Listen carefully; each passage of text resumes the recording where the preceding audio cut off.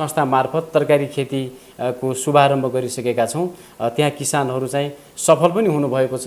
थोरै एउटा बजारीकरणको समस्या चाहिँ हामीलाई रहेको छ। त्यो बजारीकरण एउटा वडाले मात्रै सम्भव नहुने भएकाले यो कुरालाई हामी गाउँपालिका मार्फत यसलाई अगाडि बढाएका छौँ। गढवा स्वास्थ्य चौकीमा एमबीबीएस डाक्टर राख्ने व्यवस्था गरेको छ। करारमा गाउँपालिकाले राखेको पनि छ र यो आवश्यकता प्रत्येक वडामा एउटा एकजना चिकित्सकको दरबन्दी सिर्जना गर्ने गाउँपालिकाको लक्ष्य पनि रहेको छ।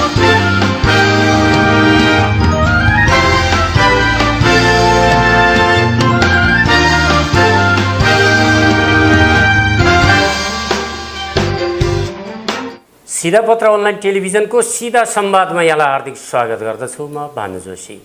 हामी यो कार्यक्रममा विभिन्न क्षेत्रका व्यक्तित्वहरू निम्त्याउने गर्दछौँ र समसामयिक विषयवस्तुहरूमा संवाद गर्ने गर्दछौँ। आजको संवाद हामी जोड्न गइरहेका छौँ सबैभन्दा नजिकको नागरिकका लागि सरकार भनेको वडा सरकार। भर्खरै मात्र आर्थिक वर्ष समाप्त भएको छ र नयाँ आर्थिक वर्षले गति लिएको छ। गत आर्थिक वर्षको समीक्षा गर्दा वडामा सबैभन्दा महत्त्वपूर्ण कामहरू के भए र चालु आर्थिक वर्षमा के कस्ता कामको तयारी हुँदैछ यस सेरोफेरोमा आजको संवाद केन्द्रित राख्नेछौँ, जसका लागि कार्यक्रममा निम्त्याएका छौँ गढवा गाउँपालिका वडा नम्बर 5 का वडा अध्यक्ष लेखबहादुर थापा। सुरु गरौँ उहाँसँगको संवाद। कार्यक्रममा स्वागत छ। धन्यवाद।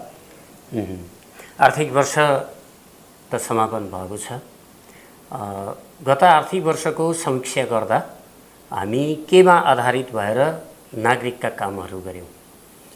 खास गरी वडा कार्यालयबाट सेवाग्राहीका लागि दैनिक रूपमा सम्पादन हुने कामहरू, सुशासनका कुराहरूलाई बढी प्राथमिकता दिने गरेका छौँ।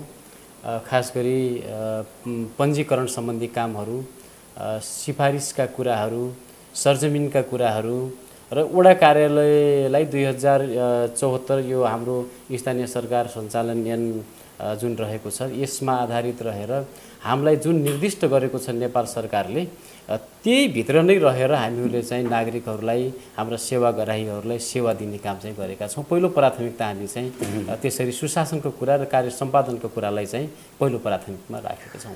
सेवा प्रवाह गर्दा पनि केही झन्झटिलो भयो भन्ने यदाकदा गुनासाहरू आउने गर्दछन् र सेवा प्रवाह गर्दा सेवाग्राहीलाई बिना झन्झट सेवा प्रवाह गर्न जनप्रतिनिधिले के कुरामा ध्यान दिनुपर्दो रहेछ? खास गरी हामीहरू पनि एउटा कुनै नीति नियम भित्र नै रहेर हामीहरूले कार्य सम्पादन गर्नुपर्ने हुन्छ। यसका लागि प्रष्ट रूपमा ऐनले व्यवस्था गरे अनुसार प्रत्येक टोलहरूमा हामीहरूले चाहिँ यो टोल विकास संस्थालाई नै अगाडि लैजाने, यसलाई नै एउटा प्राथमिकतामा राखेर हामीहरूले नै विगतका वर्षहरूमा यसको चाहिँ गठन प्रक्रियालाई सुरुवात गरी अहिले सम्पन्न गरिसकेका छौँ। हामीहरूको यो 5 नम्बर वडाको हकमा सबै गाउँ टोलमा यो हाम्रो यो टोल विकास संस्था चाहिँ गठन भइसकेको छ। तथापि टोल विकास संस्था हामीहरूले प्रत्येक आर्थिक वर्षको या हाम्रो नयाँ बजेटको सुरुवात सँगसँगै टोल विकास संस्था मार्फत हामीहरूले त्यो ठाउँ, त्यो गाउँ र त्यो टोलको चाहिँ भेला बोलाएर त्यहाँ भएका समस्याहरू के छन् त्यसका पहिचान हुने कामहरू र आवश्यक पर्यो भने त्यही टोल विकास संस्थाकै उपस्थितिमा हामीहरूले फेरि आवश्यकता अनुसार उपभोक्ता समिति पनि निर्माण गर्ने गरेका छौँ। यसरी अब टोल विकास संस्थाबाट हुने कार्य सम्पादन हुने कामहरू टोल विकास संस्थाबाट र त्यस अतिरिक्त आवश्यकता महसुस भयो भने हामीहरूले उपभोक्ता समितिबाट पनि विकास निर्माणका कामहरूलाई चाहिँ अगाडि बढाएका छौँ र त्यो तहसम्म गाउँटोलमा रहेका हरेक समस्याहरू हामीहरूले चाहिँ पहिचान गर्ने र त्यो समाधान गर्ने त्यो कार्य चाहिँ हामी टोल विकास संस्थालाई नै प्राथमिकता दिएर त्यो कामलाई अगाडि बढाएका छौँ र त्यसको मोनिटरिङ गर्ने काम चाहिँ खास गरेर वडा सदस्यहरू, हाम्रा जननिर्वाचित वडा सदस्यहरू हुनुहुन्छ र उहाँ वडा सदस्यहरूलाई प्रत्येक क्लस्टरको बाँडफाँड गरेर जिम्मेवारी दिएको छ र उहाँहरूले चाहिँ आफ्नो जिम्मेवारीलाई निर्वाह गर्नुभएको छ। उहाँहरूले पनि त्यो गाउँटोलमा भएका कुराहरू त्यो टोल विकास संस्था मार्फत उपभोक्ता समिति या टोल विकास संस्था र त्यहाँ भएका हरेक समस्या के कस्ता छन् ती कुराहरू यसरी एउटा च्यानल वाइज वडासम्म आउने गर्छ र मैले त्यसलाई चाहिँ बुझ्ने गर्छु। यसरी एउटा माध्यमको रूपमा हामीले कसरी नागरिकको सेवा गर्न सकिन्छ, जनताप्रति हामी कति उत्तरदायी हुन सक्छौँ र हाम्रो विकास निर्माणका कामहरू कुन गतिले भएका छन् र हामीले गर्नुपर्ने काम के हो, त्यो प्राथमिकताका आधारमा हामीले चाहिँ कामलाई अगाडि लगिन्छ। अब टोल विकास संस्थाका कुरा गर्नुभएको छ। कतिपय टोल विकास संस्थाहरूसित आर्थिक रकम नभएर लेखा परीक्षण गर्न नसक्ने अवस्था पनि रहला। नवीकरण गर्दा फेरि लेखा परीक्षण नै भएन भने नवीकरण नहोला। यो अवस्थाबाट पनि कतिपय स्थानीय सरकारका टोल विकास संस्थाहरू अल्पत्र परेको अवस्था र केही दुःख भोगिरहेको अवस्था पनि छ। यहाँको वडाभित्र रहेका टोल विकास संस्थाहरू लेखा परीक्षण सहज रूपमा गर्न, नवीकरण सहज रूपमा गर्न वडाको भूमिका के रहन्छ, कस्तो तपाईँले तिनीहरूलाई भन्नाले सेवा गरिराख्नु भएको छ, कस्तो किसिमको तिनीहरूलाई प्रमोट गरिराख्नु भएको छ? टोल विकास संस्थालाई खास गरी यहाँले जुन लेखा परीक्षणको कुरा उठाउनु भएको छ, अब टोल विकास संस्थाले आफूले कुनै आय आर्जनतर्फ लागेर आफै उत्पादन गरेर कुनै त्यस्तो संस्थामा पैसा जम्मा गर्ने या आर्थिक क्रियाकलापहरू सञ्चालन गर्ने अझैसम्म त्यो अवस्थासम्म हामी चाहिँ टोल विकास संस्थालाई विकास गर्न सकेका छैनौँ।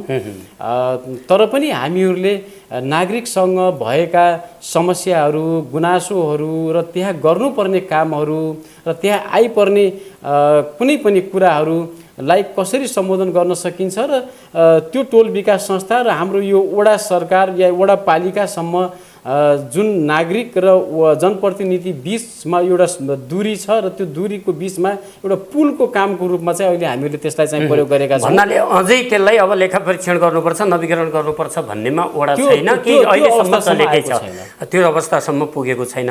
र अब टोल विकास संस्थाले प्राथमिकीकरण गरेका विकास निर्माणका कामहरू वडाले फेरि कतिको सम्बोधन गर्ने गर्छ? फेरि तिनी प्राथमिकतामा राखेका विकास निर्माणका कामहरू फेरि वडाले कटौती गरेर आफ्नै खालको गर्छ अथवा त्यसैले आधारशिला मान्ने गर्छ? खास गरेर मैले अघि पनि यहाँलाई निवेदन गरेँ, यो वडा नम्बर 5ले जुन माध्यमबाट विकास निर्माणको काम र जनताको कामलाई सम्बोधन गर्ने जुन एउटा परिपाटीको जुन विकास गरेको छ, यो काम गर्दै गर्दा हामीहरूले प्राथमिकरणमा त्यहाँबाट आएको समस्यालाई हामीहरूले चाहिँ प्राथमिकरणको आधारमा मात्रै काम चाहिँ अगाडि बढाउने गर्छौँ। अब खास गरेर समस्याहरू यावत समस्याहरू त्यहाँ धेरै समस्याहरू छ। कृषिका कुराहरू छ, कृषिसँग किसान जोडिएको छ, अब त्यसै गरी शिक्षाको कुरा छ, स्वास्थ्यको कुरा छ, केही भौतिक संरचनाका कुराहरू छन्, सडक स्तर उन्नतिका कुराहरू छन्। यस्तै अब थुप्रै खालका समस्याहरू छन्। यो समस्यालाई नितान्त वडामा छुट्टिने बजेटले मात्रै सम्बोधन गर्न सक्ने अवस्था नरहेकोले अब त्यसलाई वडाले सम्बोधन गर्ने कार्यक्रमलाई हामी चाहिँ वडागत रूपमा त्यसलाई बजेट विनियोजन गरेर सम्बोधन गर्ने प्रयत्न गरेका छौँ र यसलाई वडाले मात्रै नभ्याउने कुरालाई गाउँपालिकामा लगेका छौँ र गाउँपालिका मार्फत के अरे त्यो कामलाई हामीहरूले चाहिँ प्रदेश सरकार या सङ्घीय सरकारमा यसरी चाहिँ हामी च्यानल वाइज चाहिँ त्यसलाई सिफारिस गरेर अगाडि बढाएका छौँ। आर्थिक वर्ष 79-80 जुन बित्यो, यसमा मूलतः वडाभित्र कुन कुन शीर्षकमा के कस्ता काम गर्यौँ त हामीले विकास निर्माणका? यसलाई खास गरेर गएको आर्थिक वर्षमा सडक स्तर उन्नति र खास गरेर कृषिलाई चाहिँ हामीहरूले प्राथमिकता राखेका थियौँ। साथसाथै शिक्षा र स्वास्थ्य पनि यो सँगसँगै आएको थियो। हामीहरूले खास गरेर अब यो शिक्षाको कुरा म यहाँ उठाउन चाहन्छु। शिक्षाको हकमा वडामा रहेका विद्यालयहरू वडाले मात्रै शिक्षालाई चाहिँ अलिक केही डेभलप गर्न सक्ने अवस्था नभएका कारणले नीतिगत सुधार गर्नुपर्ने कुराहरू रहन्छन्। यस्तो अवस्थामा शिक्षा र स्वास्थ्यको हकमा समग्र गाउँपालिकाकै शिक्षा र स्वास्थ्यका केही सुधार गर्नुपर्ने पक्षहरू र कुराहरूलाई हामीहरूले गाउँपालिका मार्फत नियम कार्यविधि बनाएर हामी चाहिँ त्यसलाई सुधार्ने पक्षमा गएका छौँ भनेर केही कुराहरू गरेका पनि छौँ। र यो बाहेक हामी यो वडाको हकमा कुरा गर्ने हो भने यो हाम्रो कृषि कुरालाई अब खास गरी कृषि प्रधान देश नेपाल र त्यसमा पनि यो वडा नम्बर 5 यो गाउँपालिकाको वडा नम्बर 5 मा धेरै जस्तो किसान रहेको क्षेत्र हो। यो ठाउँलाई कसरी कृषिलाई चाहिँ प्रमोट गर्न सकिन्छ भन्ने उद्देश्य अनुरूप हामीहरूले गत वर्ष नै एउटा योजना बनाएका थियौँ र हामीहरूले यो राप्ती नदीको तटीय क्षेत्रमा रहेका 6-7 वटा गाउँहरूलाई एउटा कृषि नमुना गाउँ नै बनाउने गरी एउटा निर्णय पनि नीतिगत रूपले हामीहरूले वडा समितिबाट निर्णय गरेर गाउँपालिकामा पनि हामीले त्यसको निर्णय पठाइसकेका छौँ र त्यो कृषि पकेट क्षेत्र त्यसलाई घोषणा गरिसकेपछि त्यहाँ हामीहरूले विभिन्न निकायबाट खास गरेर सङ्घ सरकारबाट, प्रदेश सरकारबाट र स्थानीय सरकारबाट कृषिलाई हुने जति पनि सहयोग छ त्यो सहयोग हामीहरूले प्राथमिकीकरणका आधारमा किसानको पहिचान गरेर हामीहरू त्यहाँ समूह पनि गठन गरेका छौँ र भर्खरै मात्रै पनि हाम्रो गढवा गाउँपालिकामा हेफर प्रोजेक्ट यो प्रोजेक्ट जुन चाहिँ भिटा परियोजना भनेर भनिन्छ, भिटा परियोजना मार्फत हामीहरूले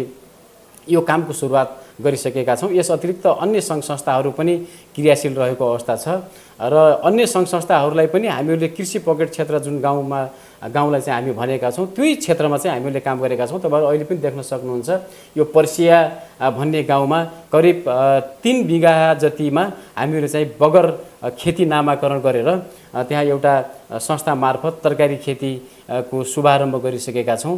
त्यहाँ किसानहरू चाहिँ सफल पनि हुनुभएको छ। थोरै एउटा बजारीकरणको समस्या चाहिँ हामीलाई रहेको छ। त्यो बजारीकरण एउटा वडाले मात्रै सम्भव नहुने भएकाले यो कुरालाई हामी गाउँपालिका मार्फत यसलाई अगाडि बढाएका छौँ। भर्खरै मात्रै पनि हाम्रो त्यो तरकारी उत्पादन भएको तरकारीलाई बजारसम्म पुर्याउनको लागि कृषि एम्बुलेन्स भनेर हामी चाहिँ कृषि एउटा साधनको पनि गाउँपालिका स्तरमा खरिद गरेर ल्याइसकेको अवस्था छ। आगामी दिनहरूमा किसानले उत्पादन गरेको तरकारीहरूलाई हामीहरूले एक ठाउँमा कलेक्सन गरेर त्यसलाई बजारीकरण गर्ने र त्यसलाई चाहिँ उत्पादनमा बढी जोड दिने भन्ने उद्देश्यले हामी चाहिँ त्यो पकेट क्षेत्रमा त्यहाँबाट शुभारम्भ गरिसकेका छौँ र यसै गरेर कृषि एम्बुलेन्सको प्रयोग कसरी हुन्छ त? किसानहरूलाई आफै बजारसम्म पुर्याइदिनका निमित्त कृषि एम्बुलेन्स हो अथवा गाउँपालिकाले किसानले उत्पादन गरेको तरकारी अथवा कृषिजन्य वस्तु खरिद गरेर आफै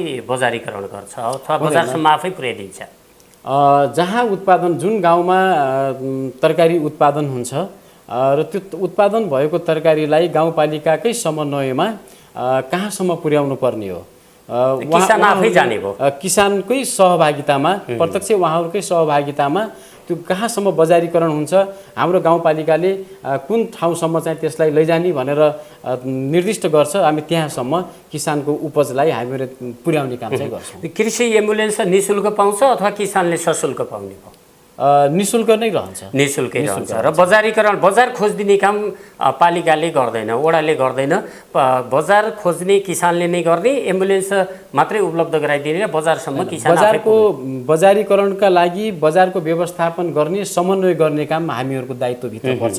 हामी त्यो गर्छौँ।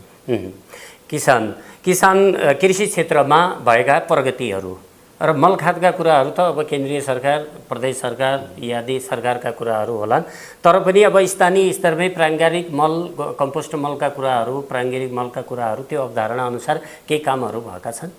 खास गरेर मलखातको समस्या अहिले हजुरले पनि आफै भनिहाल्नुभयो। यो समग्र यो वडा, यो गाउँपालिका मात्रै नभएर मलाई लाग्छ नेपाल अधिराज्यभरि नै समयमै मलखात उपलब्ध नभएर किसानहरू मर्कामा पर्ने समस्या छँदैछ।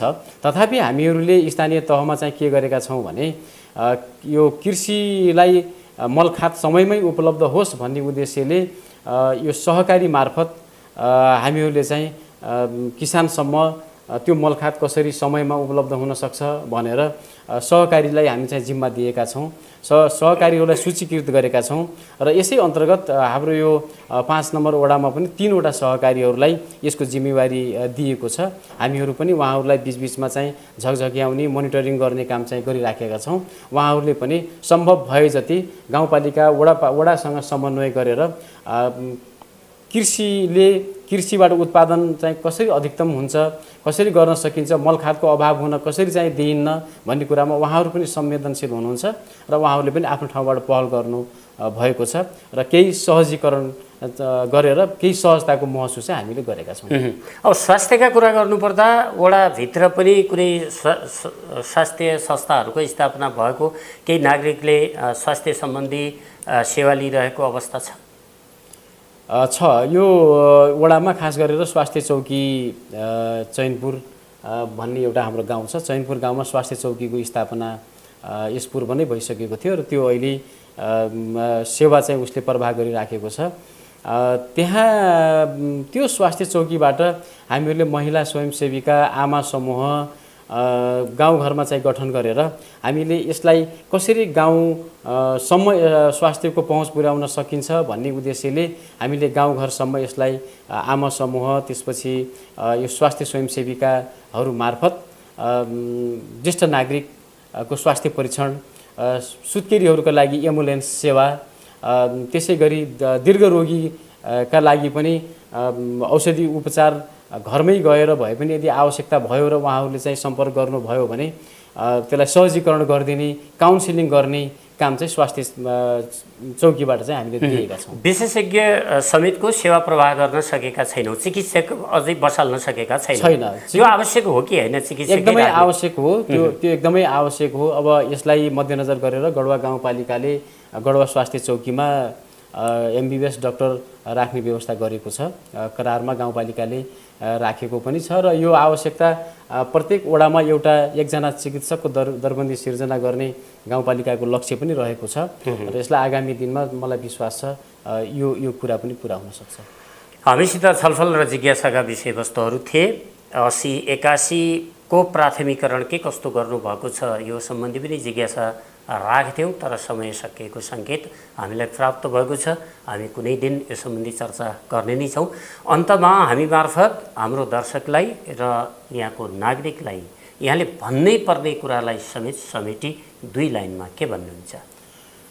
खास गरेर गढवा गाउँपालिका वडा नम्बर 5 बाट सेवा प्रवाहको हकमा यदि कहीँ कतै गुनासो छ भने प्रत्यक्ष रूपमा हाम्रा जनप्रतिनिधिहरू, क्लस्टर प्रमुखहरू हुनुहुन्छ र वडा अध्यक्ष, त्यसपछि क्लस्टर प्रमुख र टोल विकास संस्था मार्फत गाउँघरमा भएका समस्यादेखि लिएर हाम्रो दैनिक प्रशासनिक काममा यदि कुनै त्यस्ता खालका समस्याहरू छ, केही गुनासोहरू छ भने यहाँहरूको रचनात्मक सहयोगको अपेक्षा चाहिँ गर्दछु।